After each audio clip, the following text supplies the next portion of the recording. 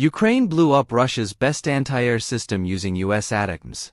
Drone footage shows the S-400 being destroyed at Mospyne Airfield, which is located in the occupied part of Donetsk oblast. The system is trying to shoot down the ATACMS before they strike. But the effort fails, and the missiles shower the area with small bombs. The bomblets explode, which you can see pock-marking the ground. That, in turn, causes the S-400 rockets still on the ground to blow up. The result is a huge blast that completely wipes out the system.